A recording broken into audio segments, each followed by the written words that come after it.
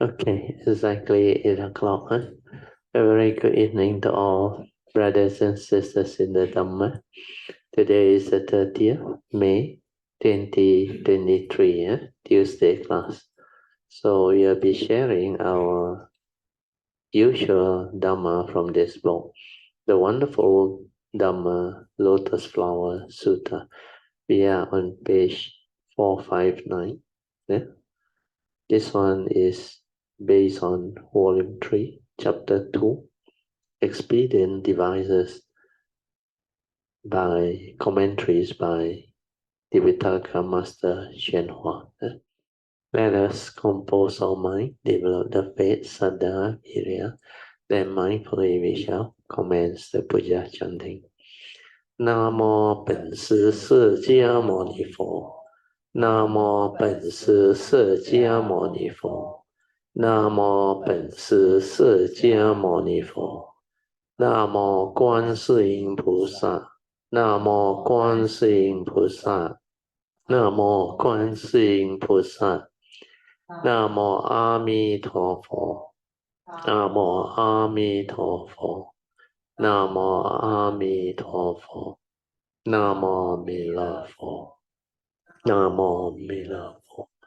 南无弥勒佛。南无普贤菩萨。南无普贤菩萨。南无普贤菩萨。南无地藏王菩萨。南无地藏王菩萨。南无地藏王菩萨。南无佛菩萨。南无佛菩萨。南无佛菩萨。อะระหังสัมมาสัมพุทโธภะคะวะพุทธังภะคะวันตังอะภิวาเทมิ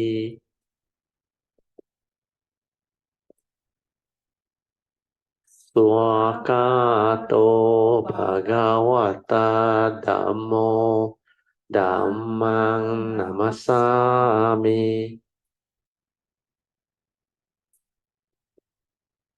สุปฏิปันโนภะคะวะโตสาวกสังโฆสังฆังนะมามิ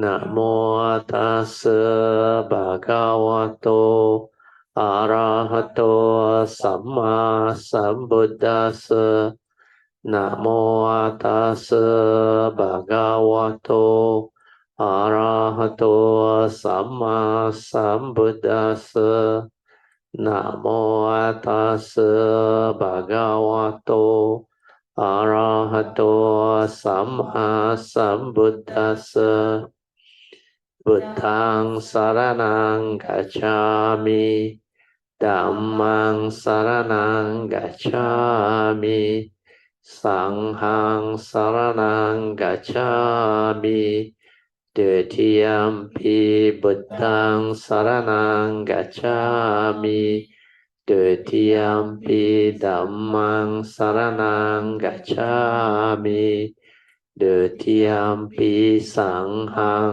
สรณังคัจฉามิตติยมปิพุทธังสรณังคัจฉามิตติยมปิธัมมังสรณังคัจฉามิตติยมปิสังฆังสรณังคัจฉามิปานาติปาตาเวรมณีสิกขาปดังสมาธิยามิอาดินาดานาเวรมณีสิกขาปดังสมาธิยามิกาเมสุมิจฉาจาระเวรมณีสิกขาปดังสมาธิยามิมุสาวาทาเวรมณีสิกขาปดังสมาธิยามิสุราเมรยามัจจาปมาทฐานะเวรมณีสิกขาปดังสมาธิยามิ Then let us turn to page 3 of the chanting book. We shall continue our chanting on the Padipa Puja, offering of lights. Ganda Sarapaditena Dipena Tamadangsina Diloka Dipang Sambuddhang Pujayami Tamonudang Ganda Sambarayutena Dupena Hang Sugang Hina Pujaye Pujaniyang Tang Puja Bhajana Muttamang Vanna Ganda Guno Petang Etang Kasuma Santatin Pujayami Munindasa Siri Pada Sarorohe Pujemi Bedang Kasumena Nena Punnena Matena Cha Hotu Mokhang Pupang Milayati Yata Idang Me Kayo Tata Yati Vinasa Bhavang Adivase Tuno Bante Paniyang Parikapitang Anukampang Upadaya Patigan Hatu Muttamang Adivase Tuno Bante Pale Parikapitang Anukampang Upadaya Patigan Hatu Muttamang Adivase Tuno Bante Bojanang Parikapitang Anukampang Upadaya Patigan Hatu Muttamang. Now we will chant the Puja aspiration based on our understanding of the significance of all these Puja offerings that we have offered. Significance of offering of light. May this offering of light to the Buddha brings forth the causes and conditions to illuminate our mind and help arise the needed clarity and understanding to dispel all darkness or ignorance. The significance of offering of water. May this offering of pure, clear, cool water to the pure, clear Dhamma that cools and doses off the fires of all defilements within our mind. Significance of offering of incense. May our morality, virtue, and understanding shine forth far and wide, just like the fragrance of this incense, which we are offering to the Blessed One, who is perfect in wisdom and virtue. Significance of offering of fruits. May this offering of fruits remind us of the Dana Parami of generosity and the fruit of our karma, so that we will diligently strive on with heedfulness to attain the path and fruition soon as possible. Significance of offering of flowers.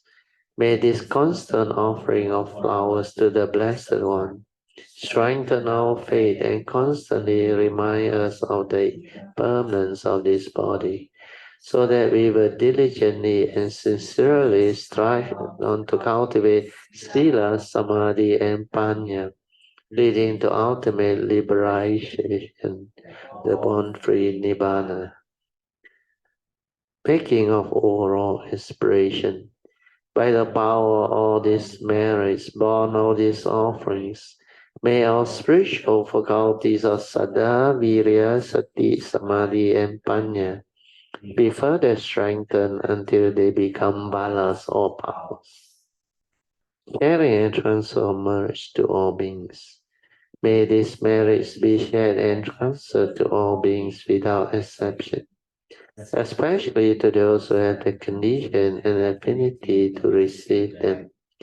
Sadhu, sadhu, sadhu.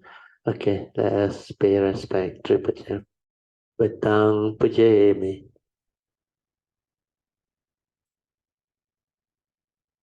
Dhammang Pujemi. Sanghang Pujemi. So this awareness-based meditation is very important because it helps the meditator or cultivator to develop the inner awareness within. When you are aware, you will be able to stay with your true mind. When you are aware, you are without thought. You are just relaxed, aware, silent within. And remember the four support to develop this awareness-based meditation. It's very different from thought-based. Thought-based, the thought is active. You need to verbalize. You need to actually create a lot of thinking. Whereas awareness-based meditation is precisely the opposite, where you just relax body and mind without words. Just relax, feel. Then after that, maintain awareness. You just aware. Whatever arises, aware, finish. Whatever arises, aware, finish. So don't try to know. Don't try to do anything. Then the third support is to stabilize this awareness that you have developed. So relax is the first support. Relax entirely your body and mind so that you feel good, at ease, no issue, no problem, nothing. Then you maintain awareness, just aware, finish. Whatever arises within the form and mind, within your sense basis, aware, finish. Don't even try to create any thought proliferation or thinking or doing. Just silent, relax, maintain awareness.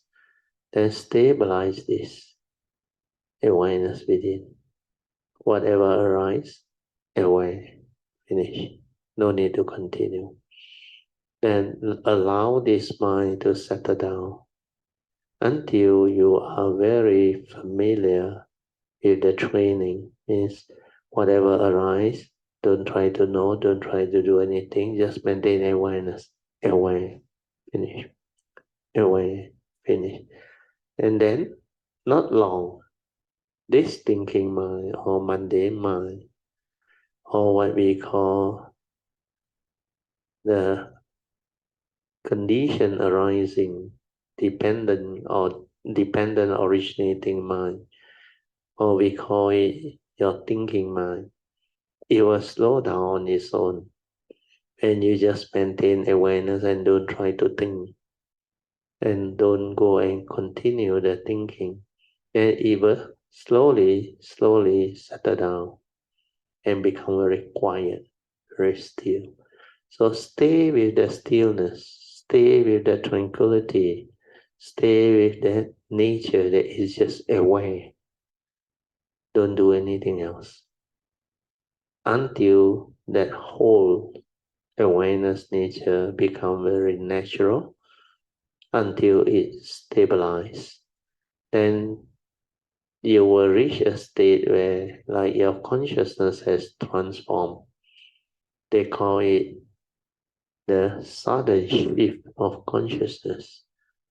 Like you become very quiet, very still. Like you suddenly able to be aware that there is no more thinking, no more sankara activity, no more movement, nothing.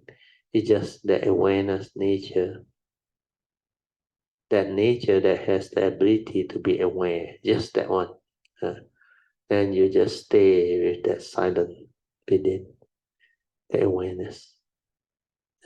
Just maintain all this until you become very adept to it, very conversant with it.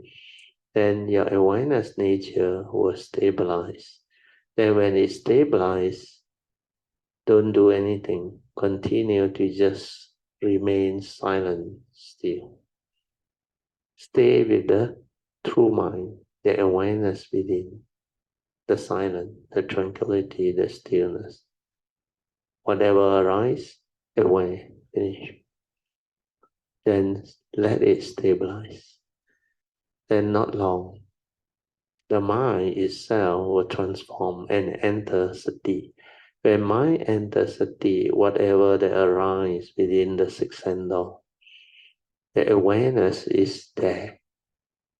The awareness will be able to pick up awareness of whatever that arises within the sense spaces.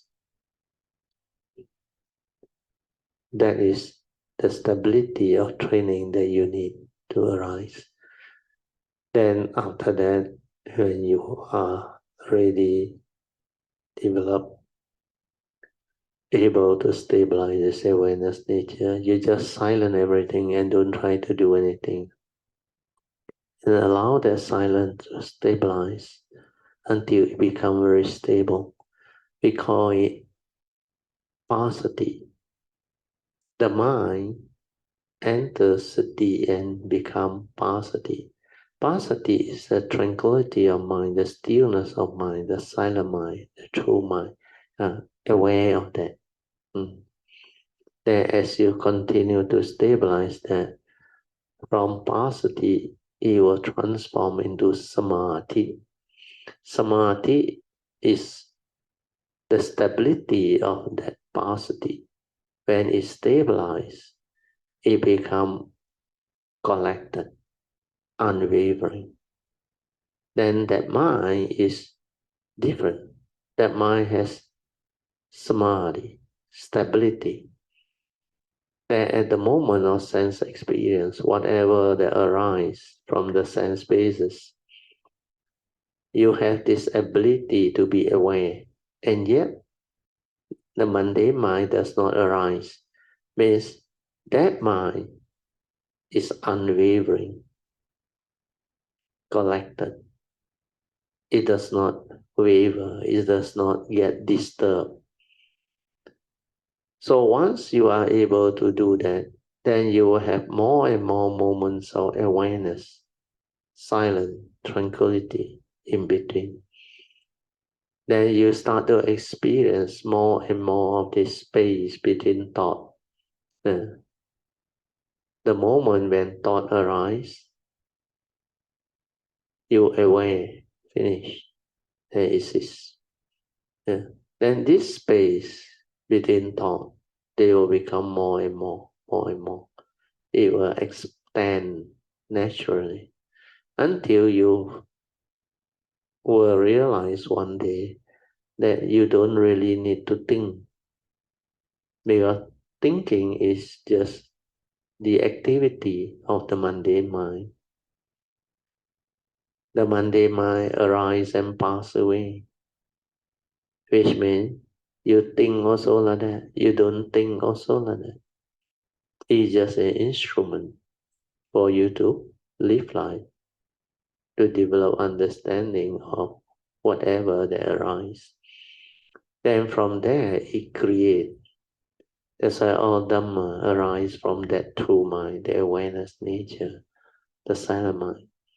So to meditate is to observe this silence and to observe how the arising of thought process, how the arising of aggregates of mind, the aggregates of feeling, perception, activity of mind, or the thinking, the planning, the scheming, the mind state that stir and arise out of what you think, what you perceive, based on your views, opinion, and conditioning.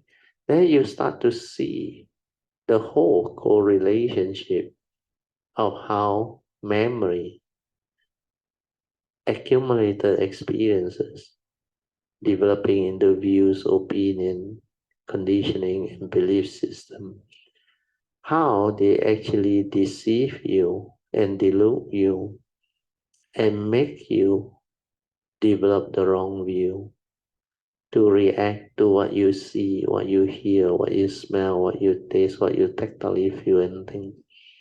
This is what the Buddha meant by Sakkaya Ditthi, self-delusion. When you start to see all this and understand all this, that all these are dependent originating, condition arising, causal phenomena, not a permanent unchanging entity, means he know you, he know me.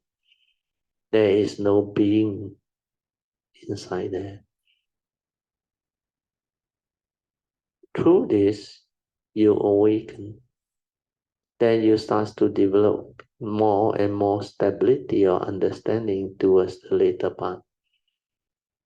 You come to know one very important thing, that this awareness nature is not a permanent unchanging entity, it's not a being. It cannot come out and live life.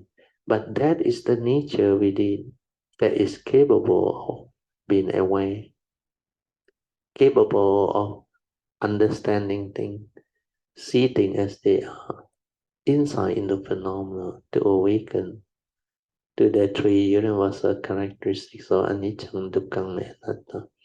So the silent observation within, using the true mind or the silent mind or the awareness nature, is what meditation is all about. To meditate is to be aware. When you are aware, you can understand what is going on. Then you will come to know clearly, who are you, what are you, and how you function as a human being. How the mundane mind moves following particular nature's law. The Buddha realized that and called it the paticca samuppada, the law of dependent originating. There are 12 links that move that paticca samuppada. The first link is, of course, before one is enlightened, there is always this avijja or ignorant link. Avijja is ignorant. Ignorant of what? Ignorant of the truth. Ignorant of the basic Dhamma, the essential Dhamma that the Buddha had taught us, the nature's law that governs life and existence. So ignorant of truth that manifests within nature. So when there is this ignorance, it will start the movement.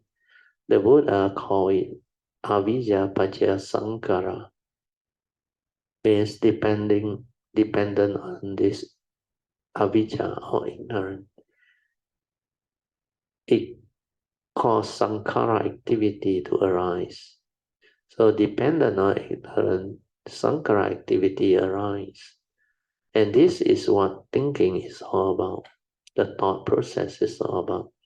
So when you have to arise sankhara, you have to go to the brain, where the brain is where the memory is, where your perception, your thinking, your mind state, your stirring reaction, activity of mind, they all lies there. So initially, without wisdom, this one will cause the stirring of mind, the reaction of mind. But initially is the thinking process, like make contact with the brain. And because the brain has memory, so it creates thought or thinking. So thought is actually a response to memory. But before the thought arises, like the physics experiment, upon contact, it's only the consciousness arise, like the Buddha said. In the seeing is only the seeing consciousness, no one to see as yet. In the hearing is just the hearing consciousness, no one to hear as yet. Likewise for all the other senses, smell, taste, tactile, and thought process.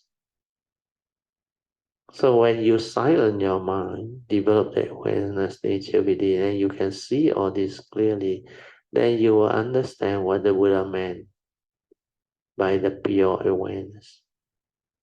Why upon contact, the first thing to arise is the pure consciousness.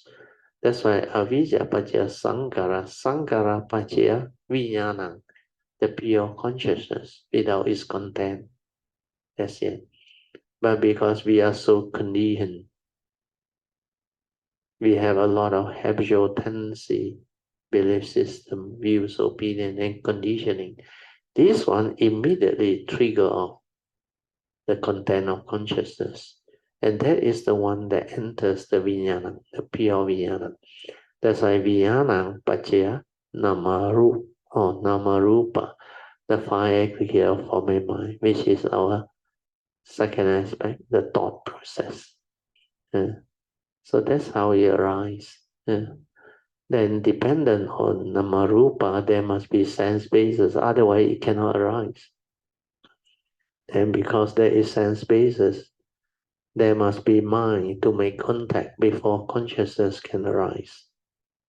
So it's multi-dimensional. So upon contact, not only feeling arise, the seven universal, they also arise. That's why feeling followed by perception, ekagata, one point understanding, all those things. Then they have a lot of other mind state or mental concomitant. So all this, they will arise simultaneously. So we call that the content of consciousness. So when there is mental intention involved, it will create karmic, means wholesome and unwholesome karmic formation. That's why you will have that content of consciousness. They call the content of consciousness the chitta. The chitta become like kusala and akusala, wholesome and unwholesome. Then from there, the movement continue. Your like and dislike means your mind state stir because you lack wisdom. You have preference. You have your conditioning, belief system, your like and dislike, your pleasant and unpleasant sense experience that you cling on to, hold on to via your habitual tendency. So this process creates mental hindrance of sensual desire and evil. If throughout the day you create them, they become very powerful until it becomes habitual. Since the Buddha called it mental hindrance, it will hinder your mind from entering the meditative state of inner peace, inner calmness, and inner awareness. That's why you cannot meditate, because these are mental hindrance. So the awareness that see this and understand will know how to reverse this retrospectively, so that you need not stir your mind, create the movement and the continuity of this paticca samuppada or dwelling to finally condition your suffering. So when feeling arise, it will condition the next link, craving.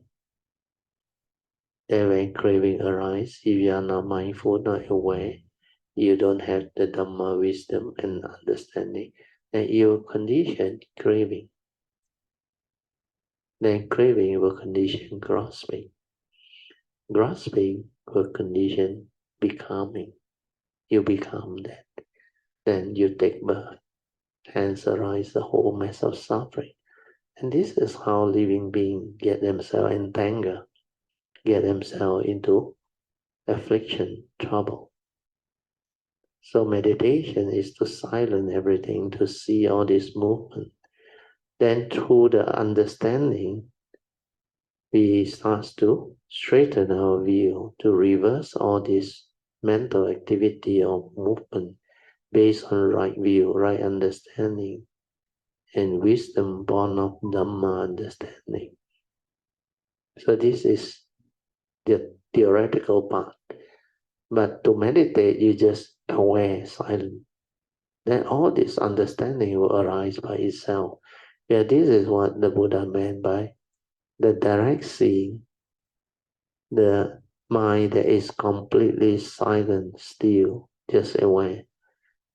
It can see things as they are and develop the understanding. It can also insight into phenomena and awaken to the three universal characteristics of anicca, dukkha, and anatta. You can slowly, mindfully come out of the meditation.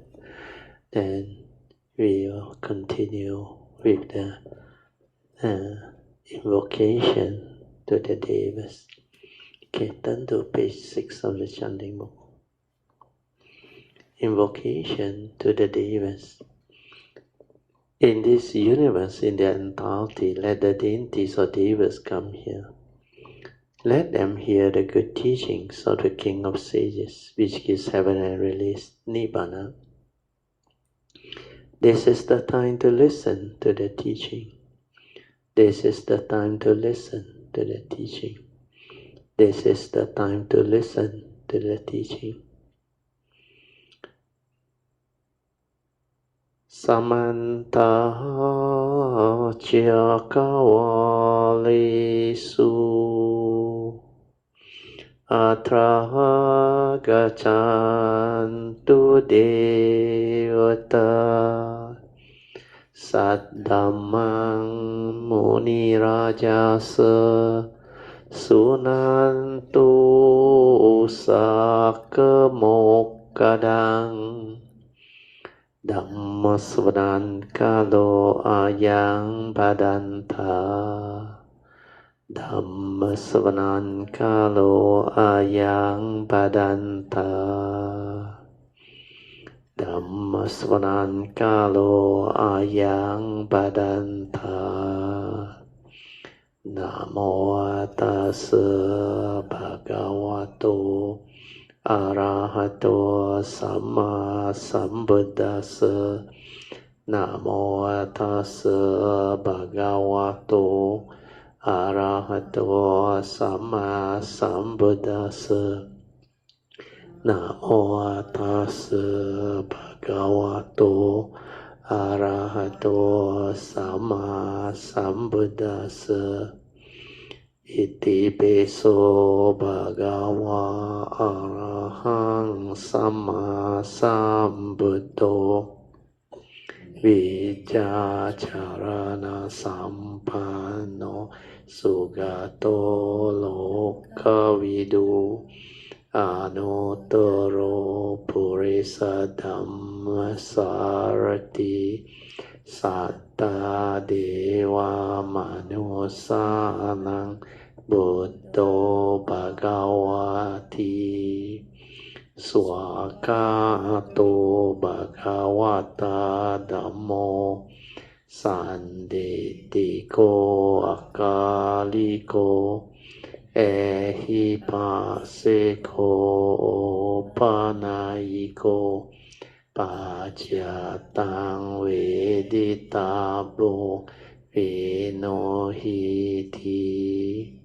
Supatipanno Bhagavato Sāvaka Sangho Ujupatipanno Bhagavato Sāvaka Sangho Yaya Patipanno Bhagavato Sāvaka Sangho Samiji Patipanno Bhagavato Sāvaka Sangho Yadidang Chattari Purisa Yogani Atta Purisa Pugala Esa Bhagavato Sāvaka Sangho Ahuneyo Pahuneyo Dakineyo Anjali Karaneyo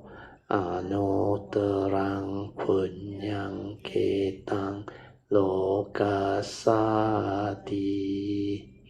sadhu sadhu sadhu. Okay, so now you can be seated. Then we shall continue from where we stopped. Turn to page 459. Okay, we have gone through the Four Noble Truths and this second turning. Okay, now we continue. This is the commentary part. The last session I explained to you based on the proper understanding, because the English translation were not so accurate. That's why they have problem there. So here we go into the commentaries. We see how Hsuan shared them in the commentaries. Everyone should know that everything in this world is suffering. So this statement is a bit difficult to comprehend because the normal mundane people will not agree with the word. Everyone should know that everything in this world is suffering, but to them, not necessary. There are a lot of good things, very happy things, and very wholesome things in this world too, which could be the truth. But here, what Master Hsuan is trying to explain to you is the First Noble Truth, reality. So, this First Noble Truth, reality, the explanation is there is this Noble Truth of dukkha, means the prevalence of suffering in this world. When you confront them without wisdom, without the Dhamma understanding, suffering will arise. So the eighth reality which the Buddha taught, he has summarized to us all those eight reality. Of course, in between, you may have some moments of happiness, joy, and whatever. But the truth is, ultimately, it will lead to suffering. So wherever they arise, when you lack wisdom, Dhamma understanding, you cling on to it, hold on to it, grasp on to it, it will bring about suffering. There is one famous saying, everything that you come across in this world, whatever experience, it can be a pleasant experience or something very beautiful. All beautiful experience or wholesome experience that you experience is a prelude to suffering.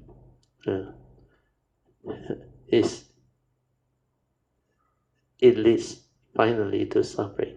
Because people have this tendency of attachment, craving, clinging, grasping. They want it repeated. They only want the good things in life. When things don't go their way, that reality hits and suffering arises. When separation occurs, suffering can also arise. When you confront birth, old age, sickness, and death, if you perceive it wrongly, it can bring about temporary joy. But later, when the other side manifests, like birth, when there is no complication, everything goes the way it is, of course, birth can be a very joyful occasion, even though the mother may suffer a bit. But when there is complication, then birth is not what you think. Birth is suffering when you attach, cling, and want things your way, which is not nature's way. So everything that you experience is a prelude to suffering if you don't have Dhamma wisdom. or what we call the understanding of the Dhamma that the Buddha has taught us. As I hear宣化explain it, but the English translation, I think they don't know how to develop the appropriate English words for it. It's supposed to be everyone should know that everything in this world leads to suffering. It's not is suffering, leads to suffering. Prevalence of suffering. Suffering is everywhere when you grasp, cling and hold and want things your way, which is not nature's way. Then the next commentary sentence is, knowing suffering, you should end suffering. Because when you understand what constitutes suffering, what triggers of affliction, then you should develop the understanding to reverse it, to end it. That is why Hsuan said, I spoke this Dhamma door of ending suffering. Suffering is to be understood. Suffering is to be severed. So when you are able to endure and severe all suffering or vexation, it means you have wisdom, you have understanding. So here Hsuan says, he speaks the Dhamma of the Four Holy Truths, means the Four Noble Truths, and demonstrate Nirvana. Here demonstrate means he instructs the small vehicle people in the method used to certify to the wonderful fruit of Nirvana. So here, small vehicle refer to the sound hearer. Means during the Buddha Sasana, where the Dhamma is still there, where the teachings is still available. So those who listen to the teaching as proclaimed by the Buddha during the Sasana, they develop awakening. That's why they are called the sound hearer. And this one is normally pertaining to the sainthood way. That's why it's more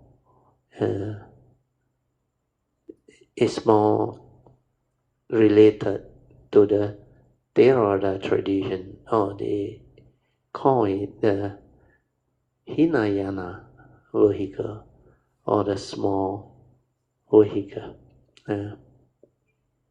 Whereas Maha is the great vehicle. Then here they define Nirvana as permanent, bliss, true self and purity. I mean, these are some of the words that they use. But in actual understanding, to really comprehend what Nirvana is, actually you have to use the negation of it. Because you cannot use all the positive thing to describe it, because Nirvana is beyond thought, beyond word, the unconditioned. You cannot describe it. So here they use permanent. It is not the correct interpretation of what Nirvana is. Because the real Nirvana is neither permanent nor impermanent. Both also not there. Where is the unconditioned? Then you say it's blissful. It is also not like that. But in the relative sense, yes. That's why the Buddha mentioned Nibbana Paramang Sukhang. Nibbana leads to the highest peace or bliss. They translate it as bliss, actually is peace. Because the absence of suffering, totally without suffering. So what is without suffering? It may not be just blissful or one. It is just No more suffering, that's it. The unconditioned. No more dependent originating. No more of all this affliction and all those things. It just that thing. That's why it's very difficult. Then somebody or certain religion or certain religious belief, especially the Hindus, they call it the Atman, the teaching on Atman, the super Atman, or the what they call ultimate self. Sometimes they call it the true self. So all these are not the correct word, but they like to use it. That's why the Buddha said there is none of all this, even within the unconditioned. Neither there is self or no self. That's why they use the word anatta. It is none of all this. The duality of self and no self. And the word purity also, the absence of defilement, of course, if you use that, is correct. That's why it's in the negation, where you try to use negation to explain what that thing is. But that thing is actually the unconditioned, beyond thought, beyond word. You cannot name it, you cannot describe it. So Nibbana can only be realized by the form and mind that gone through it, because it's just a complete cessation of form and mind. Even the pure awareness, the pure nature, that one also cease. So that part, just make a note. Then we go on to the next section of the sutta. Hsuan mentioned, although I speak on Nirvana, according to the sutta, he said, I teach the wonderful Dhamma of non-production and non-extinction, thus I know duality. Then it is not the true extinction. However, that Dhamma which I speak for those of the two vehicles means the Theravada tradition of the sound hearer and the Pacceka Buddhas, or conditioned enlightened one, they are not the true extinction. So ultimate Dhamma is still extinction. So according to Hsuan, the sutta explained is that the first two vehicles, Theravada traditions, first two vehicles of the sound hearer and the conditioned enlightened one, or the Pacceka Buddha, they are not the true ultimate extinction or cessation of form and mind. They actually experience Nibbana too, but it's not the ultimate one that the fully enlightened one realized. So there is a distinction. So that's what Hsuan is trying to explain. He said, why do I say that it is not the ultimate Dhamma of still extinction? Because in the sutta is mentioned, all Dhammas from their origin. It is because of all Dhamma basically from where they begin, from their origin, are ever marked by still extinction. The basic substance of the Dhamma is still, and extinction actually is cessation. Means actually the unconditioned. So it is thus. This one is true. The word thus means suchness. When the Buddha's disciples have walked the path, so Hsuan explained, he said, He has spoken the small vehicle Dhamma for these people to cultivate the sainthood way and the conditioned enlightened Pachika Buddha way. However, after they have cultivated the small vehicle Dhamma to perfection, they must still return from the small and go towards the great, or the Mahayana, the great vehicle, and walk the Bodhisattva path in order to be genuine disciples of the Buddha. When they have cultivated the Bodhisattva way to perfection, then in the future age, they will become Sammasambuddhas.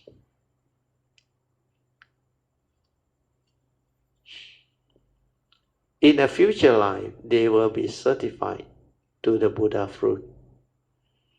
If in the very beginning you try to teach them to cultivate the Bodhisattva way, to realize the Buddha fruit, to cultivate the sixth perfection and the 10,000 conduct, they would be frightened. They would think such cultivation is too long and too difficult. So these are skillful means. Then the sutta say, I possess the power or expedient. That's skillful means or expedient. I set up the provisional teachings or devices.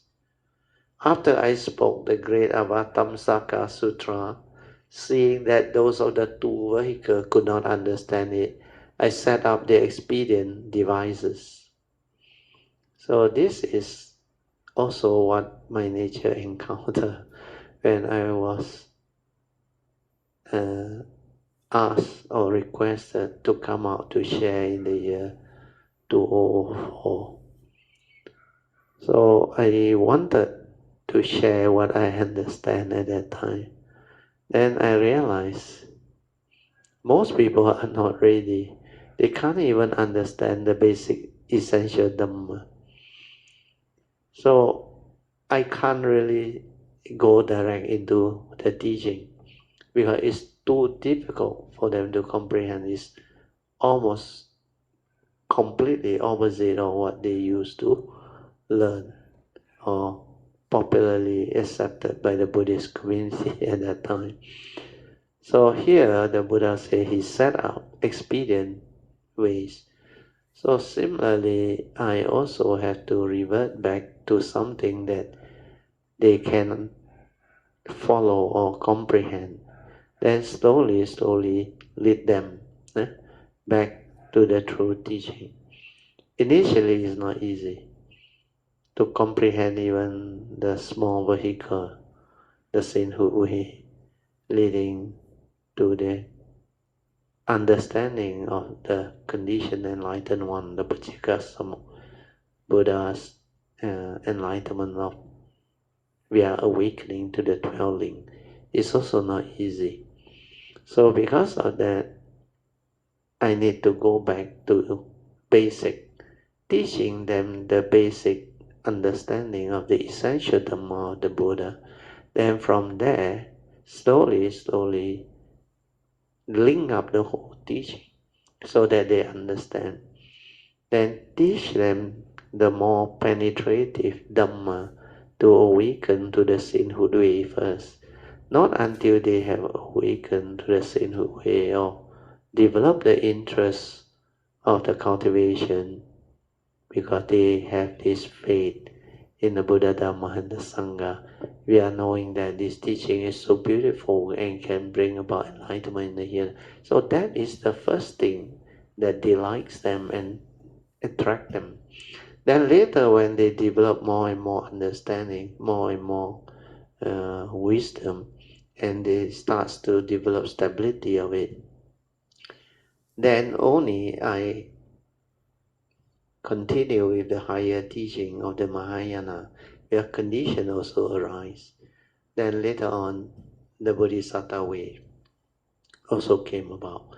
We are from 2004, almost 11 years before I started the Bodhisattva way. 2015 or 16, end of 2015, beginning of 2016. which was about 11 years after I came out to share.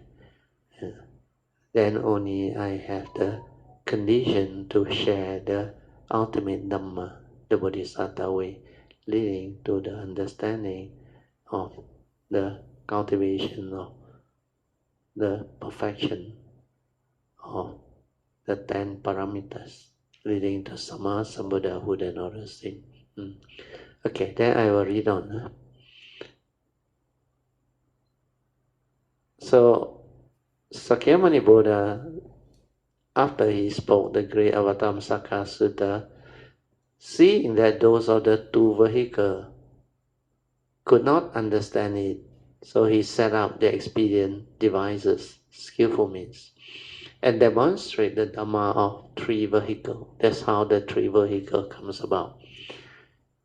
Then according to宣化, through his commentary, he explained,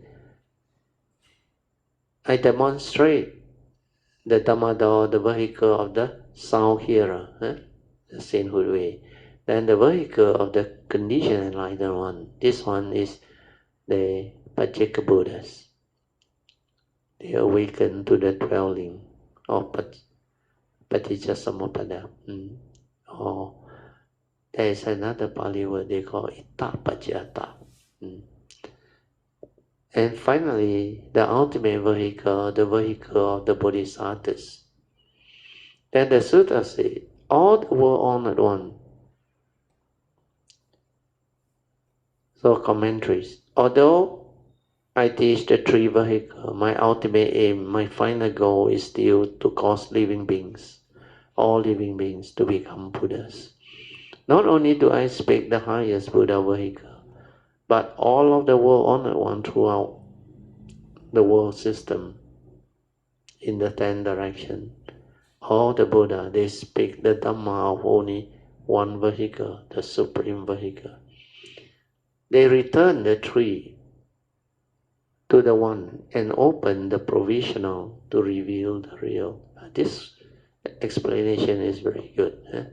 They return the 3 to the one, to the one supreme vehicle, and open the provisional teaching to reveal the real teaching. Otherwise, I also truly agree, the living being find it very difficult to follow or comprehend. They set aside the teachings of the 3 vehicles to reveal the one vehicle, the ultimate supreme vehicle, which is the real teaching. Now all of you assembled here, the Bodhisattvas, the Arahants, Bhikkhus, Bhikkhunis, Upasakas, Upasikas, ghosts and spirits, all the gods and dragons, and the rest of the 8 divisions, should cast your doubt aside. Get rid of your doubt. You should not harbor doubt concerning the wonderful Dhamma, Lotus Flower Sutra, 妙法蓮華經. Do not be like the fog who has doubt about everything. When fox crosses the river, when it has frozen over, they take a step and then cock their ears, listening to hear if the ice cracks. Will it hold them, or will it crack and dump them into the river? They take a step, listen, take another step, listen, and listen some more. Although they do not hear a sound, they still do not believe. With each step, they have to listen again. So foxes are full of doubts. Those who believe in the Buddha, but who do not have good roots, will half believe and half disbelieve. Their faith is not real because they have not cast their doubt aside. Now all of you present in this assembly are exalted to cast their doubts aside. To put it another way, why is it that some people half believe in the Buddha Dhamma and half disbelieve? It's because they are stupid. If they have prajna wisdom, they could not possibly have doubt. But because they lack prajna wisdom, even you speak the true Dhamma for them, they hear it as false Dhamma. If you speak the subtle Dhamma for them, they hear it as coarse Dhamma. They do not have the Dhamma selecting eye. That is why they give rise to doubt. So this one is Shenhua's explanation. Huh? But a better understanding would be to know that initially when cultivators of the way start learning Dhamma or cultivating the Dhamma, it's not easy to develop the faith. Actually, to have faith takes a while. You must cultivate until the Dhamma really stand up to investigation and touches your heart. Then when your heart develop the understanding, then it opens up. Then that faith become more and more stable until finally it become unshakable. I realize the more serious you are when you develop the cultivation, the more understanding will unfold. And when the understanding unfolds, this nature very strange. Once the faith is there, it will open up more and more. Then it will draw. Then as it draws, it develops more understanding, awakening. Then the understanding stabilizes and become more and more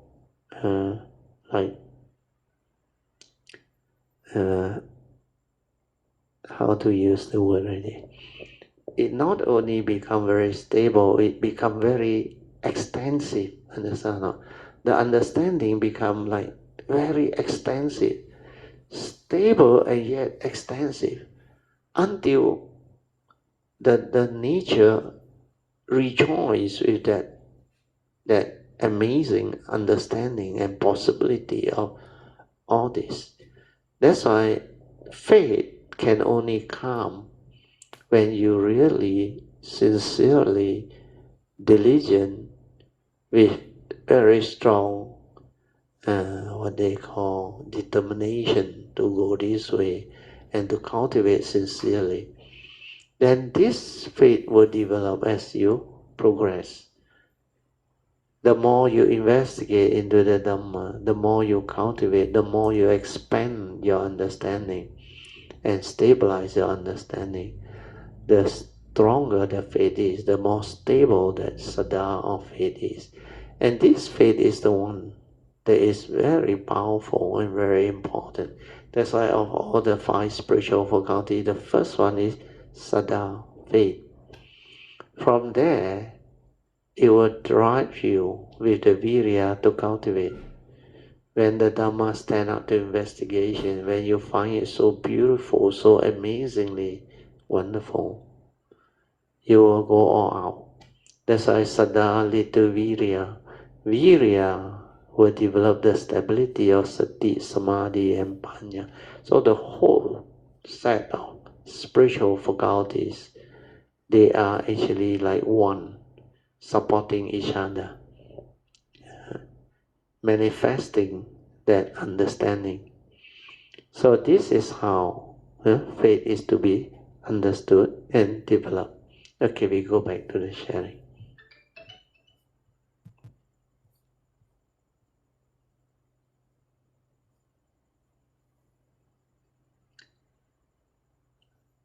If you speak the subtle Dhamma to them, this one we have gone through, they will hear as cause.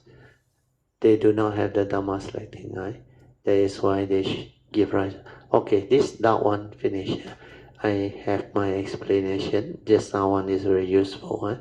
Listen to it and investigate into it and try it out. It will help you. Then next part of the sutta. The speech of all Buddha is the same, means the teachings, the essential Dhamma and truth that the Buddha proclaimed. They are the same. All Sammasambuddha, they teach the same thing. There is only one vehicle, the supreme vehicle, not two. The Buddha of the 10 directions, they say the same thing. Why is it so?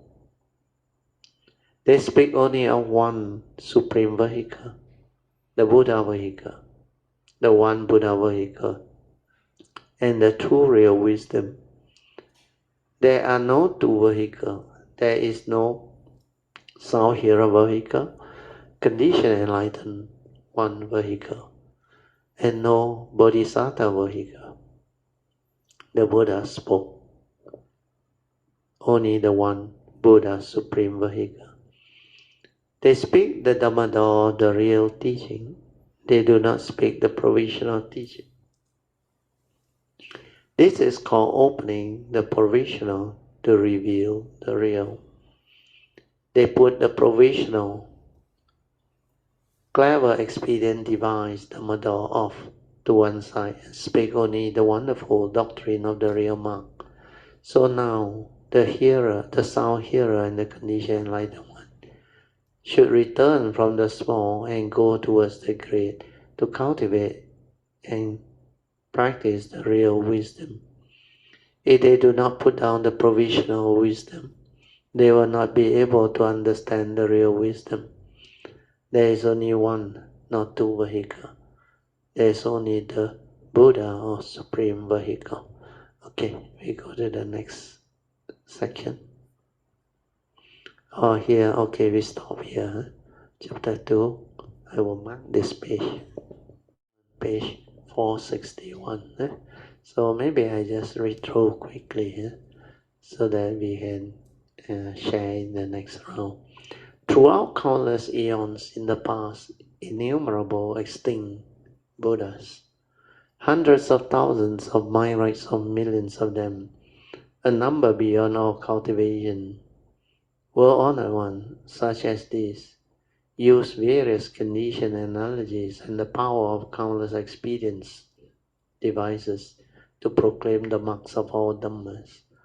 All of those world-honored ones spoke the Dhamma of one vehicle, the supreme vehicle, transforming living beings without limits, leading them to the Buddha path.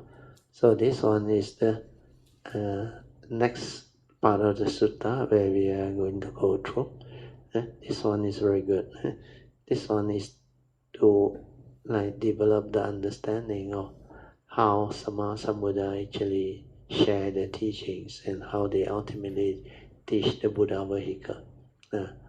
And as per the sutta, throughout countless eons in the past means that past is very, very long. Then they use the word innumerable, meaning you cannot calculate. Extinct Buddhas means after their parinibbana. There are hundreds of thousands of myriads of millions of them, so many, a number beyond all calculation. So world-honored ones such as this use various condition, analogy, and the power of countless expedient devices or ways to proclaim the marks of all Dhamma. Okay, so now we can open up for session 2.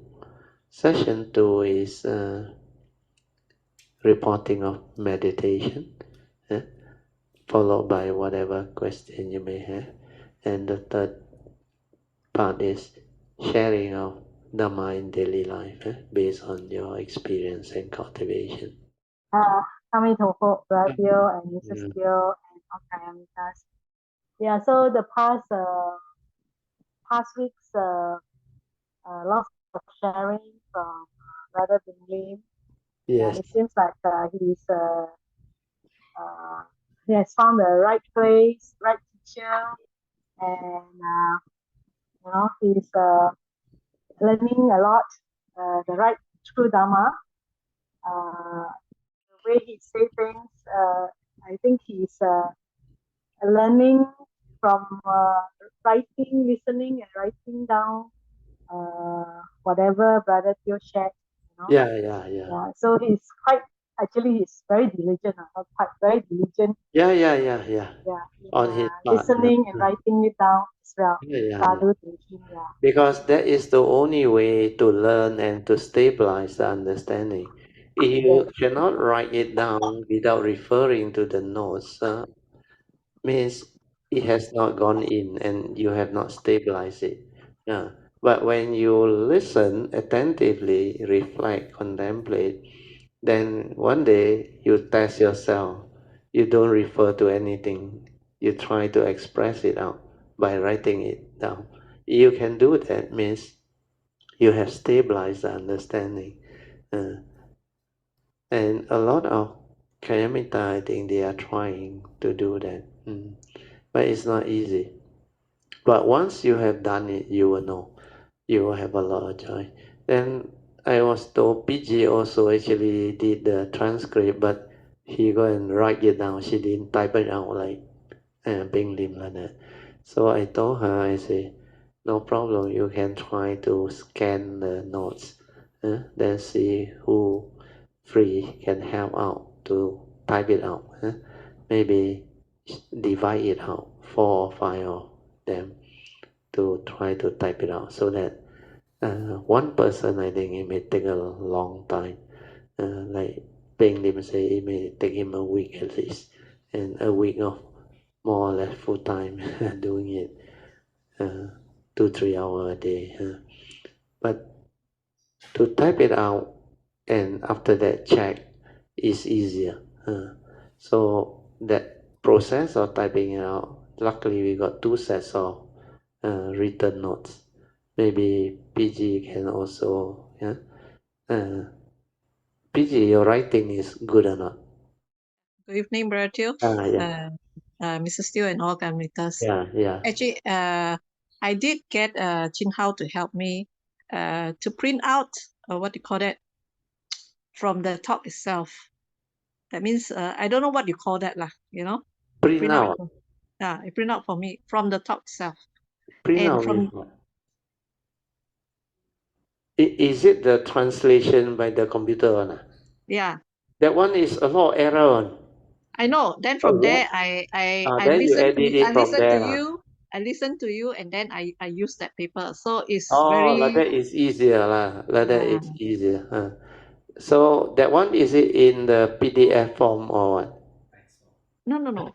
Because it's printed on paper, I do the correction on the paper itself. So actually, No, you print out the paper, I think, You print out what Jin Hao I sent to cannot give you. I cannot give to anybody because I'm in Penang. That is the problem. No need to give to anybody. Do you know Jin Hao sent you is a text soft copy? It's a soft copy. Yes, I know, but the thing is, no. I had it printed out. And I do it on the paper itself. I understand. You don't worry about that. Well, what is important is the soft copy. Do you have the soft copy? But the soft copy, you can't really make use of it because a lot of errors, Bratio. It's Yeah, I know. That one a lot of error. it's like Means what you corrected, you didn't correct it in the soft copy. No, because it's too much error. It's like Yeah. Then it's okay. It's okay. Then no problem. You wait till you come back. You wait till you come back. No hurry. Then maybe we have to at the moment make full use of what Beng Lim had. Then we see how it goes. No hurry. We better do it slowly so that we can go through the whole editing, proofreading. Make sure it's all nicely done. Because this talk can help a lot of people. This talk is one of the clearest and the most important one, very comprehensive, and it explains a lot of things inside there. So don't worry. My nature rejoice because looks like there is condition for all this to happen. Otherwise, Beng Lim won't locate us and he won't suggest this. Then suddenly I recall, yeah, I haven't done a transcript or that talk because it was too long, and it was so many years ago. I think 4 or 5 years ago, I think at least, that talk. So But actually, the thing resurfaced about during the MCO time. yeah. So that's why I had a lot of time. So I spent a lot of time listening and listening and listening. Oh, that And one will help you a lot. that's why I came up with the Yeah, transcript. the transcript. Yeah, good. Wait for you to come back. No hurry. No problem. Yeah. Okay. I will go off the talk Can, now. I leave it to can, Poh Cheng to continue the talk. can. Sorry, Yeah, yeah. yeah. Sadhu. Yeah, I rejoice with Sister PG's diligence as well in writing the transcript. You know, it's such a long talk, and then in I also didn't think about writing the transcript because there was a summary, you know, there was a summary on the provided in the video, the video itself. Yeah, So the video there's one a is, short I note. think, is a Yeah, automatic a short note. translation. No. There is a short note summary. Oh, That that is one pasted Chin How do with one the must be. video. Yeah. It's a quite a good summary written as well. Oh, So somebody else did it. I was told by Chin How. Oh, I think according to Chin How, it's one of you, either Man Yuan or you or what, who did the right. Short notes. the short note. notes. The Yeah. short notes. Yeah, it's done by somebody. You know, one of I the think Man Yuan. podcast. Man Yuan. I think Yeah, Man Yuan did the short note. there was a very good short notes. You know, that is Yeah. written. Now I recall. I think Man Yuan did the short note. Then I edited it, but that one is not complete. The short note is not complete. Yeah. Yeah, it's not complete, but it kind of give you all the Yeah. important Some of the important pointers. pointers, the topic discussed. But she, in the short note, she cannot capture all because that talk a lot of very profound and good things. A lot of very profound and good things. But not bad. The short note, at least based on her understanding, she able to capture that thing that she wrote down. Is already considered very good at that time. Don't worry. Now we have the condition. We will have all this. Then we will do a Now we have the condition to have the transcript, then make it to a post, and then after that, you can do I will another do a sharing sharing on on it. this particular Because that transcript. one will help a lot of people. A lot of people. That one, I can tell you. Yes, correct. Oh, you will understand the mundane mind, the consciousness, the true nature, the true mind, everything inside there, and how the Mahayana use the division, or they like to expand the consciousness into the 8 or 9 type of consciousness, but basically it's just the 5 aggregates of form and mind. Then when you develop the understanding, there is no difference. But because of that question, I was able to answer in such a manner that it covers a very complete range of topics, and it includes the explanation of basic, our 6 sense basis type of the 5 basic senses, the first 5 basic senses of seeing, hearing, smell, taste, tactile. So these are the first 5 type of consciousness. Then after that we have the brain. The brain is where the mundane mind go and interact. So it's like the organ for the thought process. That's why we call it the organ for thought consciousness, where thought is respond to memory. So the brain is the organ for thought consciousness. So the 6th consciousness is actually thought consciousness. So we call it perception is because under the 5 aggregates of form and mind, perception is the mental aggregate that perceive things So within the 5 physical senses and the brain that produces the thought consciousness, the thought consciousness is the one that is common to all. The first 5 basic consciousness of seeing, hearing, smell, taste, or tactile, they also need the thought consciousness. They need the mind. So there is a common denominator. So all these 5 basic initial senses, they trigger off the first 5 type of basic consciousness. We call it seeing consciousness, hearing consciousness, smell, taste, and tactile consciousness.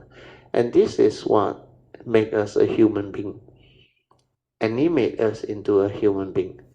We can become conscious of what we see, what we hear, what we smell, what we taste, what we tactily feel. Then finally is what the thought think. Actually, when you come to the memory, the brain there, you need mindfulness, awareness, very stable to see what is happening. That's why I used to ask Kayamita in the early day, is there a thinker behind the thought? This one is not knowledge, not an idea. You have to find out, investigate into it, silent. Then find out, what is thought? How do you create thought? And is there a thinker behind thought? Is there somebody inside there that trigger of the thinking? All this, you need stability of mindfulness to be aware, to see it, to understand it. That's why that sharing the difference between awareness and consciousness, that talk is very good. And most of us are conscious, but we may not be mindful before we know the Dhamma. In fact, most people, without the Dhamma understanding, without the cultivation, without the ability to be aware within, means they have not done the awareness-based meditation, they have not stabilized their inner awareness. There is no way they can be aware. Most of them are only conscious of life. That's why they tend to exist through life. They don't really live life. When I say live life means you truly live within the moment. Moment to moment, you are aware. You're not only conscious, you are also aware from within. The awareness is always there. And then you live. You truly live. Otherwise, you existed through life. You know what is existence here? To exist through life is different as a person who is with the cultivation, who has the awareness. That one really live, where he can be with the moment to experience all of the pristine beauty and wonders of life that arise within the moment. Yeah. They can be present, fully aware, and understand what is going on. So they really live in that sense. Yeah. So true living is to have the inner awareness. Whereas heedless thinking is to exist through life. Yeah. Where that one is full of delusion. One. Without the awareness, no wisdom, no understanding, you cannot live. That's why you act according to understanding. Then you can act from your awareness. That's why that one, Yoniso Manasikara, the wisdom, born of direct seeing, born of the awakening, and the silent mind, observing and all things, the insights into phenomena and awakening. So all this, they will manifest from your nature. Spontaneously, they arise. Yeah. So without the awareness, you cannot have this wisdom, Yoniso Manasikara. It cannot manifest. And it cannot help you to develop the understanding to act. That's why acting according to memory is not acting at all. Well, memory is knowledge, accumulated knowledge. And memory has all the rubbish that we accumulate inside there. So, seeing that awaken the form and mind, the individual, then you come to understand very clearly that these two are so different. The form and mind, the five aggregate, is completely different. That one is not you at all. That one is dependent originating, condition arising, causal phenomena. That one is just a vehicle and a tool for you to come karmically conditioned out. No reality. Not a permanent, unchanging entity. Then the one that is aware of all this, that has developed the understanding and the wisdom, are that one, that nature, because this nature from within is connected to the five aggregate of form and mind. That's why it can use the wisdom and understanding to act, to live life. So that is true living. So that's why the whole transcript, when you develop it, finalize it, get it printed, then when I share it again, the understanding become very different, very, very different, and that one, a lot of people will become like transformed. Then for those who have the past, they listen attentively, they will awaken there and then straight away, and they will understand what this thing is. That's why that talk is going to be very important, that transcript, when it come out. You better rejoice and look forward to it. That one, once it come out, if I do the sharing again, it's going to be completely different. Then before I do the sharing, for those who already developed the cultivation, you read it through again. The moment you read, when you get all the word correct in the transcript, properly edited and properly proofread, means all the whatever need to be edited or adjusted has already been adjusted. Then the moment you read, it becomes so different, very, very different. Because a lot of people, they realize that talk is very good. That's why you can hear not only Bing Lim, many. In fact, that talk was the one that had the most listener. Actually, most of my talk, not many people can understand. That's why not many people will go and listen. But that one, the first one that hit above 3,000, people keep on going there to listen. And what we have, they call what, they subscribe on 400 something on it. 400 over something subscribe, even all listen only 400 over time now. Means each person must have listened, average, 6-7 times for it to be 3,000, or 8-9 times for it to be 3,000 plus. So because of that, it shows one thing. People find it useful, and a lot of good comments. And there is a lot of people who appreciate it a lot and wrote very good comment, but most of them still cannot really understand what that thing is. But it has touched the heart of many people.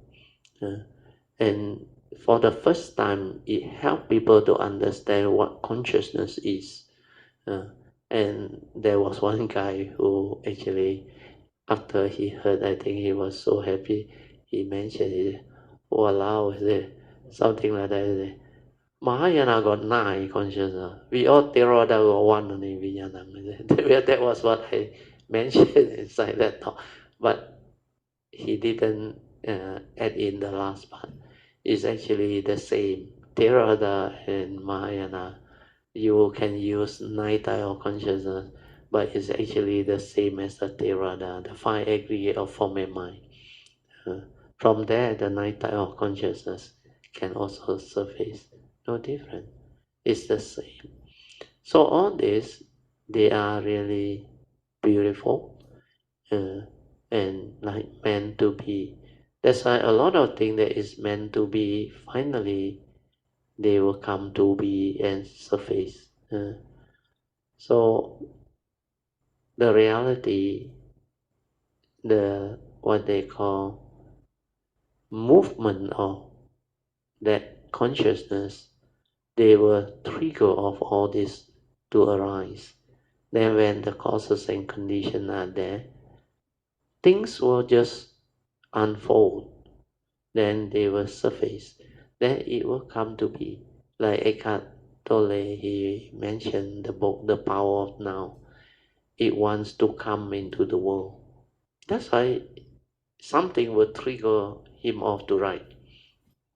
And as he writes, he knows it's meant to be for the world. And a lot of people benefited from that book, The Power of Now. So later on, this website and all this transcript book, later, maybe another 10 years time or what, more and more people who have the understanding and the interest, and they come across this, they will become very like full of joy, very attracted, and they will listen.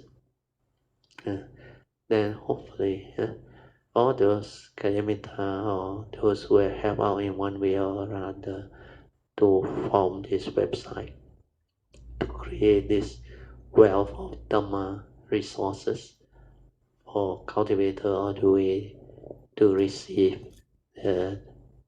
true teaching, and to be able to like spin off all this understanding for the world to receive them.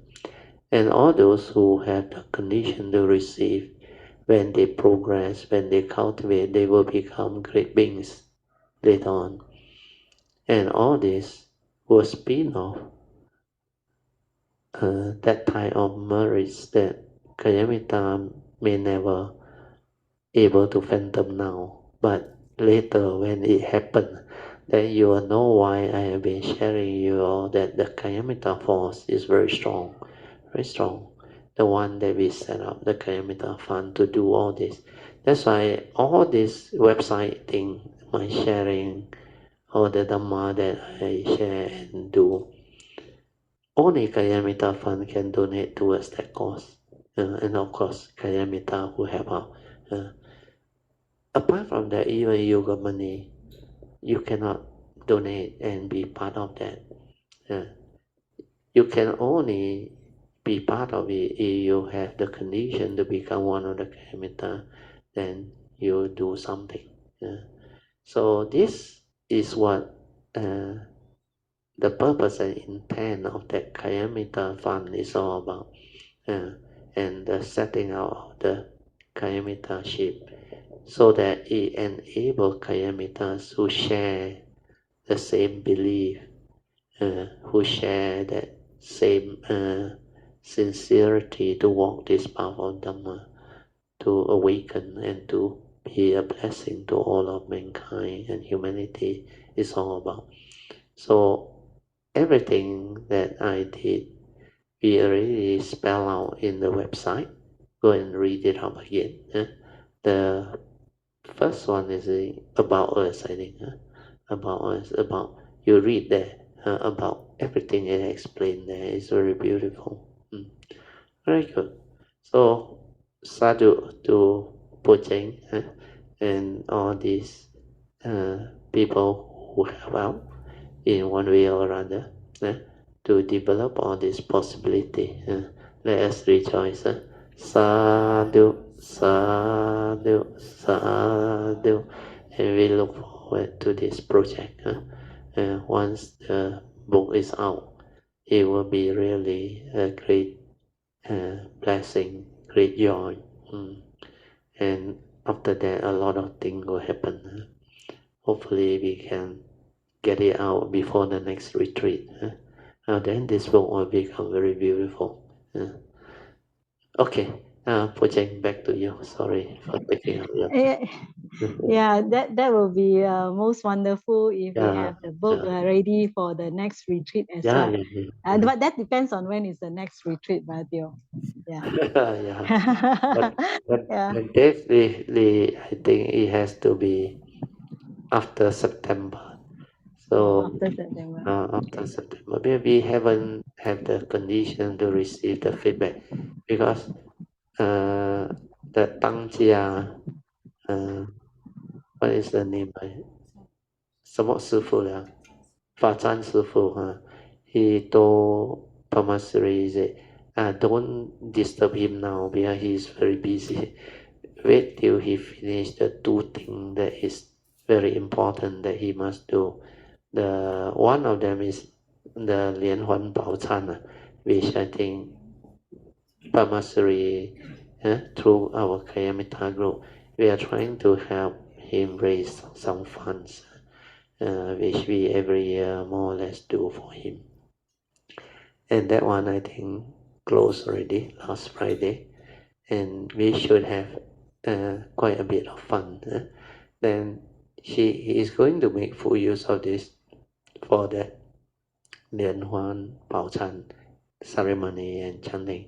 Then this year they want to do it to coincide with the official installation of the new abbot for their monastery, Sanpao.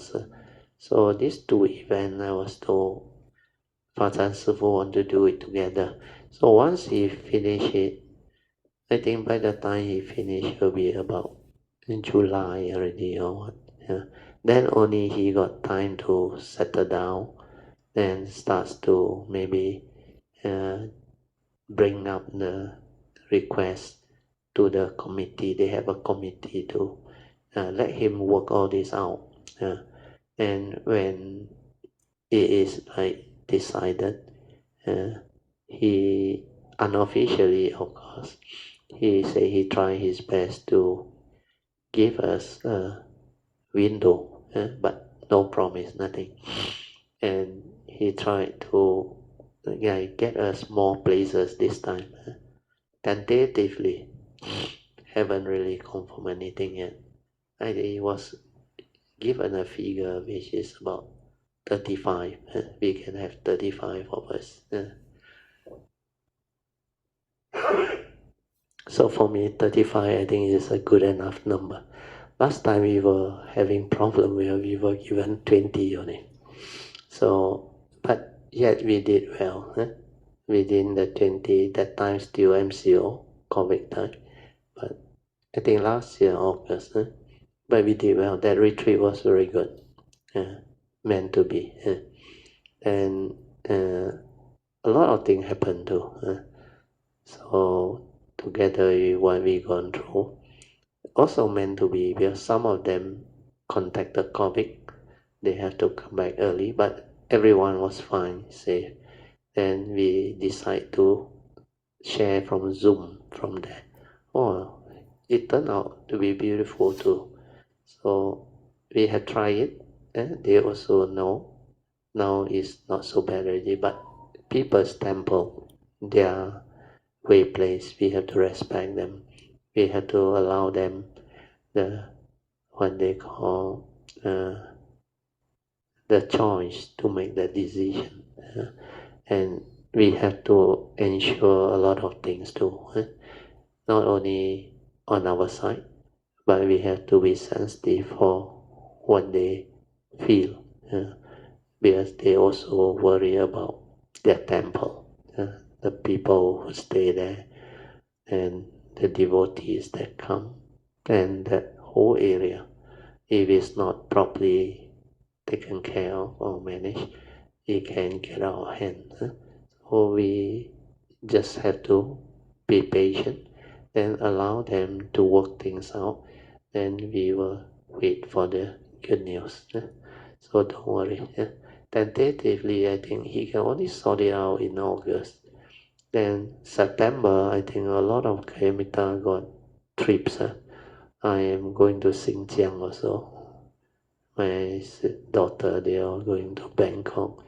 And a lot of the Kayamita, they got their holiday or trip also, I think.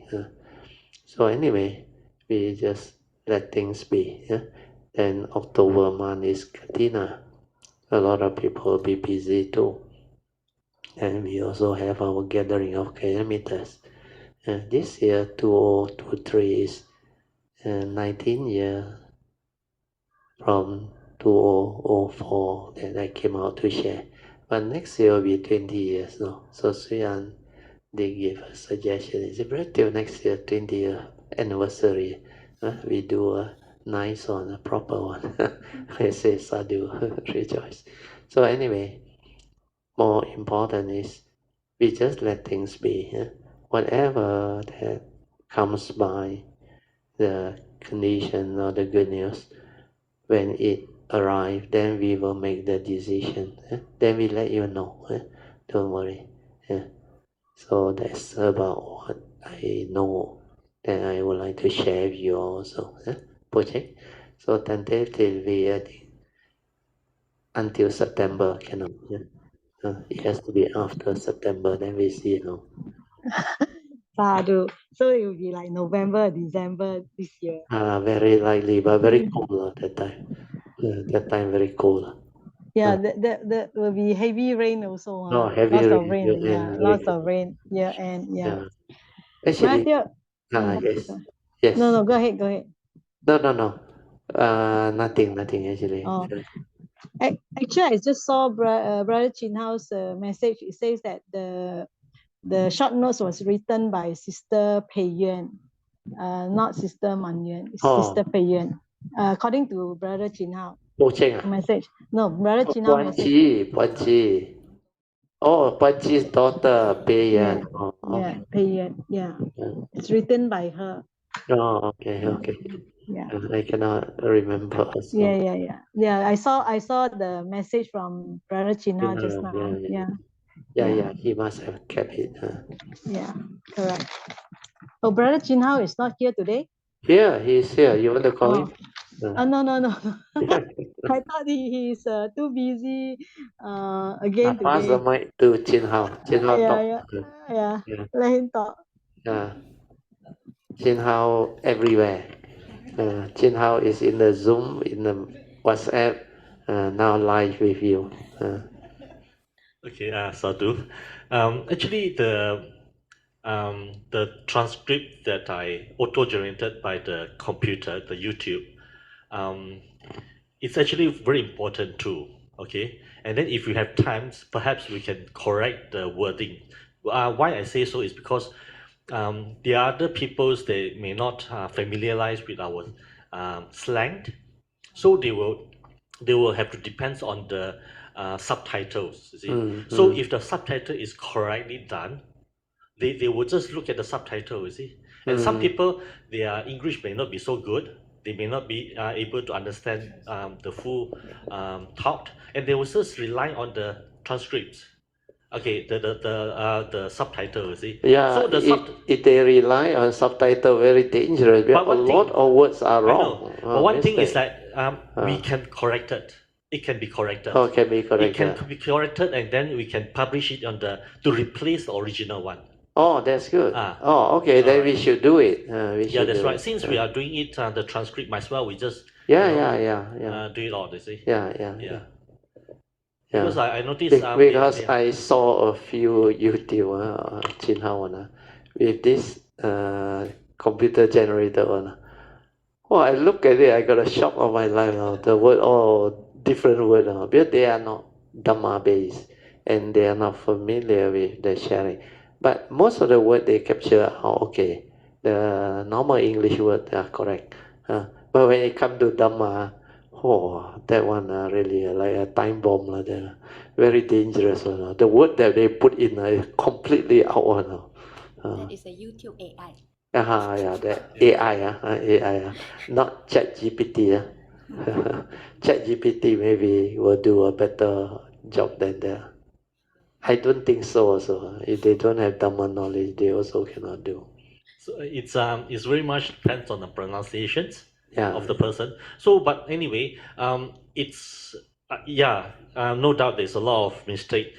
It lay a very good structure. Okay, and it saved a lot of work as well. Correct. I will say that it saved easily about 50% because I just one click in less than 1 minute. You just give it out. See, if you have to do one by one, I think you easily take about a week.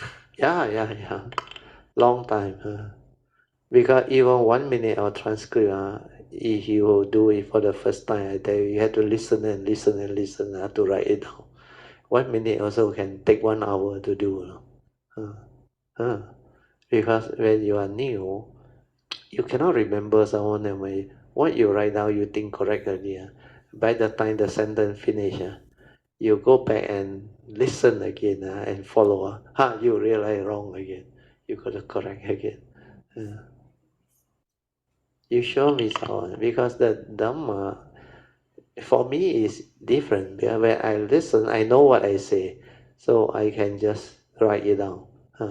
Because I can recall. I only need the vibration or the words to let me recall what I share. Then that thing will come out already. That's why when I edit, I normally didn't go and listen to the audio again or the video again, because otherwise take up too much time. So I just read through, then I will know, is this what I wrote and is this what I didn't write. Then when I go through, I will know where the mistake is. Then very seldom I will go and check that part that I need to check. Very seldom.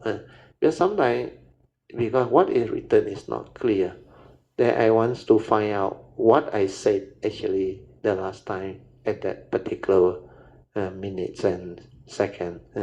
So I will go back and check. Otherwise, I won't check. Otherwise, most of the time, from the transcript, I will know how to edit it out already. Okay, you know. Yeah, and also I remember that times where we just started to introduce the YouTube. Yeah. And a lot of effort actually be done by those people that do the short notes. Yeah, the short note. Short notes, Yeah, is it? yeah. Really, because the The very early beautiful days. short notes. Yeah, the early days, the Yes, short that's note right, were yeah. very good. Yeah, that Puan Chi, the daughter, Yeah. Manians, Yeah. you know, a lot of Yeah, those a people. lot of Kayamita Yeah. that time. Help Very out. collective effort, is it? Sadhu.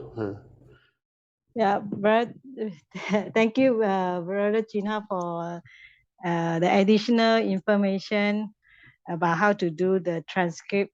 Yeah, but I truly agree with Brother Teo. The transcript can be really bad, a lot of mistakes, especially with the Dharma and pronunciation.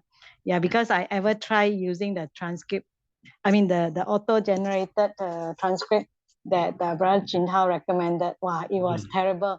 So ended up I just write it on my own, instead of following that transcript auto-generated.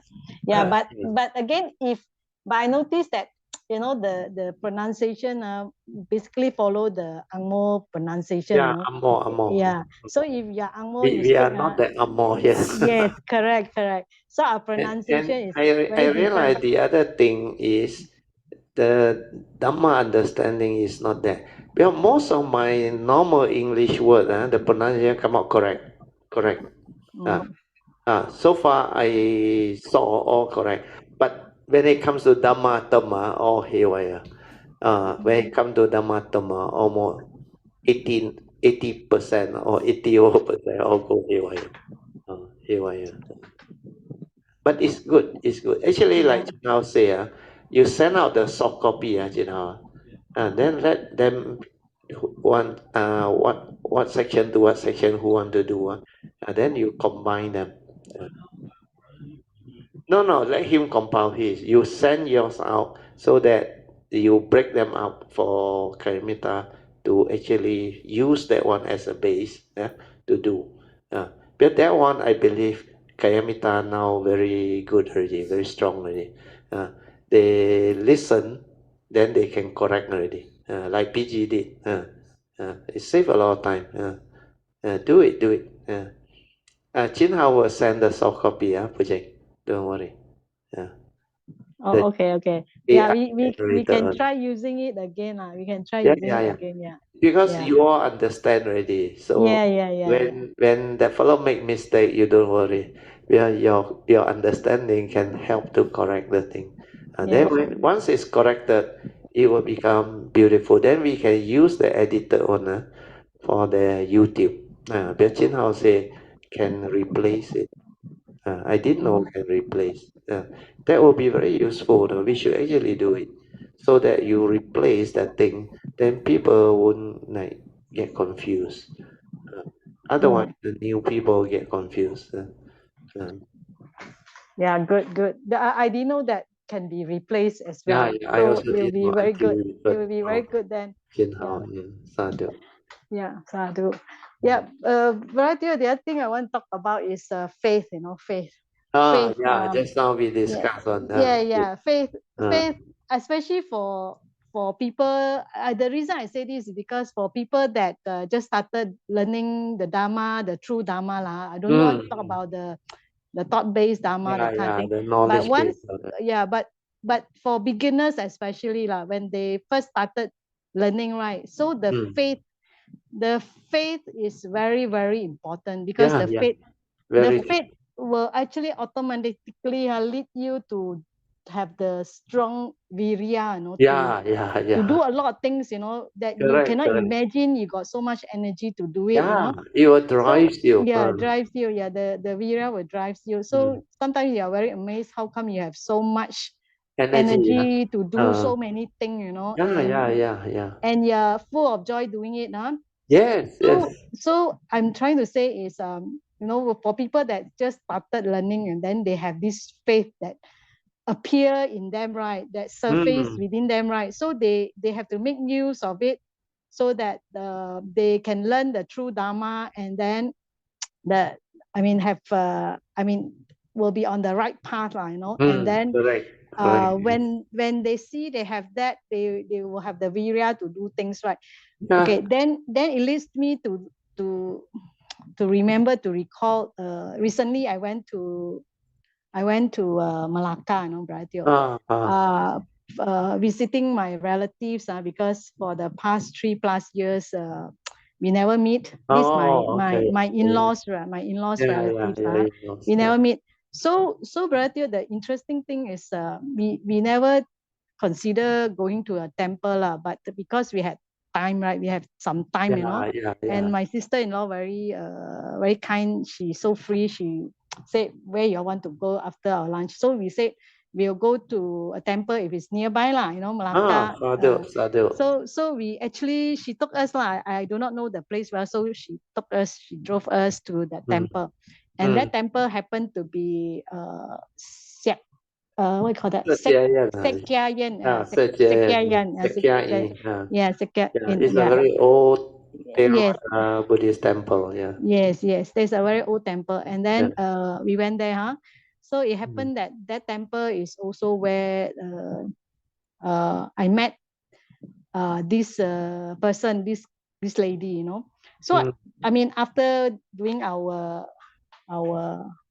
how you call that, paying our respect, and it happened that my mother-in-law is also, the urn is also in that temple, so we also pay respect there. But the thing is, I want to say is, it happened that when I finished everything, right, then I went to these books that display, those free distribution books, Dharma books. Shelf there, shelf there. So I went there to take a look, and then after I browsed through, this lady also was standing next to me browsing the books. So she took a few books. I noticed she took a few books. Then after that, she started talking to me. So I was surprised that the question that she asked me, right? She said, she said, excuse me, she said, I want to understand from these two books, which books should I read first, She asked that question. Then after that, she said, that's because I do not know much. I'm just like a pai kind of person, I haven't learned any Buddhism yet. So I see that she has very strong faith, Brother. And she has the faith to want to learn already, Wow, I was full of joy, Brother Teo, when I look at her, I was full of joy. So that's why it reminds me of the faith.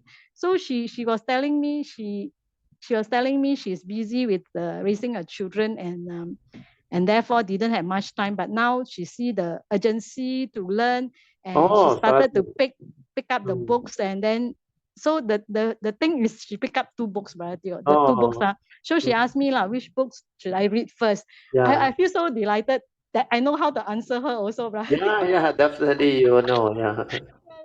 So the books that she took, the first book she had, I mean, one of the book is about the Buddhism in general, you know, what is Buddhism all about. And then the second book, wow, the second book is very deeper one, you know. It's about the Dharma truth, you know, the Dharma truth, you know. So I told her you read the overview first, you know, that will give you the overall picture, what is Buddhism all about. And then the second book, which I find it very good, you know, that tells you about the truth of the Dharma, you know. But of course, the truth of the Dharma, she may not understand deeply because she hasn't done any chanting, nothing at all, you know, because if you have done the chanting salutation to the Buddha, Dharma, and the Sangha, then you will have some understanding, at least in the English translation, what is the meaning of it. But of course, that is superficial understanding as well. You haven't go into the deeper level of the understanding of the Dharma truth, you know. But of course, I didn't talk to her about all these things. I just tell her in general, this is what you will know, and then this one you will understand the truth of the Dharma, which is can be difficult if you have no the basic foundation, you know. And then the third thing she asked me is, I mean, it seems like she is very interested and she has a lot of faith in this already, you know. She asked me, you know, what is Sangha, you know, because I was talking to her, you know, I said, what is Sangha? Now you can explain. Yeah. So I was also full of joy that I can, help her to understand the basic, doubts or questions that she has, lah. So I had a lot of joy that I was there and I able to meet her, in that sense, you know. It's meant to be like I have to meet her to tell her this, to you know. meet you actually. To meet her and tell Yu Yan. Yes, correct. So this is the part that I find that her faith is growing, you know, is showing up in her question, her delight in trying to understand, to find out more, you know, to learn, you know, the urgency to learn, you know. So that's why I felt so happy for her, you know. That I say I'm so happy for her, you know, that she got a chance to learn. So she has the faith, so it will drive her to go and pursue what she wants to learn, you know. So I told her, you know, you should go and learn more about all this, you know. It's very good for you. It will help you, you know, to overcome all your life situation, you know, later, you know. So you have to prepare yourself early, you know, and not wait until later. So I was full of joy, able to, in small ways, you know, to help her, to get her started, you know. Yeah. Good enough. Yeah. Talking about that, Yu Yan, right? There's this other classmate, not say classmate now, but I met another lady, that in another temple, not in Malaysia, you know, but in Singapore. Yeah. She was in my class last year, you know. Last year I attended a class. And she was in the class, and she always come and talk to me, you know. She will ask me question, and then she always tell me that she's so fortunate to meet me, that I can help her to answer her question, you know. Yeah. So I just felt that she has so much faith. I always tell her she has so much faith. She's just like me when I first started learning Buddhism, you know. So I'm I find that I have the affinity with people that started off to learn Buddhism and have so much faith, you know. And I want to help them in any way that I can, to guide them, Very so good. I don't mind to help them. So I'm finding that in the last 1 year, I always meet people that want to learn Buddhism, you know, brother. Because this is a phase that you are ready to help, and you can actually benefit them, and they have affinity with the Triple Gem. That's why they have you. So Very good. So I felt that they have affinity, and they have a lot of faith, and I seems to be able to connect with them, lah, brother. Yeah. Yeah. Next time So you that should actually take their number, exchange number, so that they can keep in contact with you. The second one I have, the second one I have, but the first Yeah, one the first in one in Malacca I don't Malacca have. you Yeah. forgot. Yeah. Never mind, next time. It's difficult. I don't know. I forgot also. No, next time you say, this is my number. You will need any further question or help, you can text me or email me. I should connect her to Brother Teo, lah. No Because need, Brother Teo, not now. You find out more, then when she's ready, she will automatically ask you, Yeah. who can I go and meet up with to learn more? Yes. The question Yeah, will- at the later stage, and most of them will ask, may I know who your teacher is? They will ask you. In fact, okay, Peter, they were actually asked by people, you learn your Dhamma from who? All Yeah. this thing.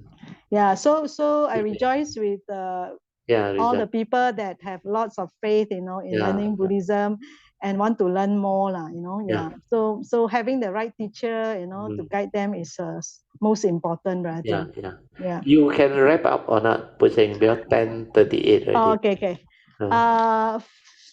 Actually, not much thing to say, lah. It's just to say that I rejoice in Brother Beng Lim for volunteering to write the transcript for the video, the long video, understanding the difference between awareness and consciousness.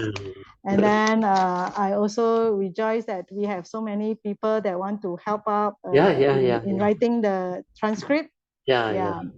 And then hopefully we can have the transcript ready before the next retreat, so that Brother can do. Because now we can finish it all within 1 month latest. We can have it ready, and then Brother can do sharing. Sharing again before the retreat. Also will be good as well, so that it kind of like give us a head start, on this. And I mean, awareness versus consciousness is very important difference that we need to know, Brother Teo. That topic very few people can understand and even share. So if we get it right, their path in meditation is very much easier. Yes, easier. And they will progress very much faster. Yes, the understanding actually change them now. Correct. But it's not to understand who they are, what they are, and how they function as a human being, and how consciousness they actually arise because of causes and conditions and all those things. Very good. Okay, we should end. Yes. So Okay. thank you so much. Thank you so much. Thank you, everybody. Okay. Amitabha. Let us rejoice. Amitabha. Sadhu. Okay, let us share merits. Akasata ca bhumata devanaga mahindika punyang tang adamoditwa cirang rakantu lokasasana ita wata ca amehi sampadan punya sampadan sabbe deva anudantu sabba sampati siddhya idang me nyatinang hotu sukhita hontu nyatayo idang me nyatinang hotu sukhita hontu nyatayo idang me nyatinang hotu sukhita hontu nyatayo devo vasatu kalena sasa sampati hetu ca vito bhavatu loko ca raja bhavatu dhammiko imina punyang kamena mame bala samagamo satang samagamo hotu yawa nivana patiya sadhu.